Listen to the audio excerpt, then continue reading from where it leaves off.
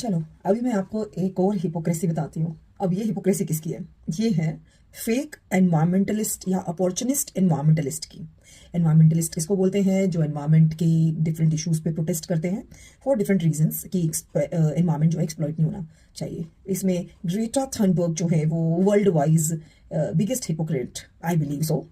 अब इंडिया में इसका क्या लॉजिक है? देखो, इंडिया में इसका रिलेशन है कि आज जो है 24 दिसंबर को और कल 23 दिसंबर को जो चला गया कल, ये 2 दिन जो हैं वो हमारे देश में एक टॉपिक बड़ा हिट रहा। वो है अरावली डिस्ट्रक्शन का, या define the Aravali by the supreme court. पहली बार हुआ है कि सुप्रीम कोर्ट के डिसीजन के ऊपर इतना बवाल मच रहा है, क्योंकि सुप्रीम कोर्ट ने कह दिया कि भाई अरावली को डिफाइन करिए, इसके लिए पैरामीटर्स बनाइए।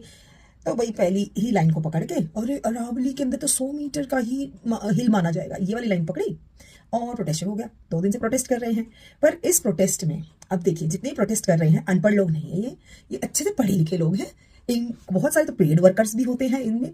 ठीक है, क्या है कि सुप्रीम कोर्ट की पहली लाइन जजमेंट की पढ़ के और ये उतर गए सड़कों पे। क्यों? कैमरा मिलेगा, टीवी वाले आएंगे, इंटरव्यू लेंगे, बेबी टीवी पे आएगा तो ये इच्छा पूरी होती है। और तो और नेशनल टीवी चैनल्स ने भी अपनी टीआरपी बटोरने के लिए पहली लाइन को किया। जो नॉलेजफुल थे, जिनको पढ़ना लिखना आता है और जो ये फेक नैरेटिव नहीं फैलाते और बेकार में ऐसे बस टीवी पे नहीं आना चाहते हैं, उन्होंने उसके दूसरे तीसरे पेज या दूसरे तीसरी लाइन आगे के पैरा पढ़ रहे हैं तो उन्होंने क्लियर किया। इस क्योंकि झूठ बहुत फैल रहा था ये, क्योंकि ये तख्तियां लेके आ जाते हैं लोग, जैसे पीछे सेव डॉग वाली तख्तियां लेके आ गए थे जिसका पूरा का पूरा उन्होंने डायरेक्शन चेंज कर दिया। तो यहाँ पर हिपोक्रेसी ये है कि एक्चुअल में सुप्रीम कोर्ट ने कहा था कि भाई 4 प्रदेशों में अरावली आती है। राजस्थान में अनियंत्रित जो गैर कानूनी खनन होता है उससे अरावली को डैमेज हो रही थी। ठीक है, अरावली पर्वत श्रृंखला।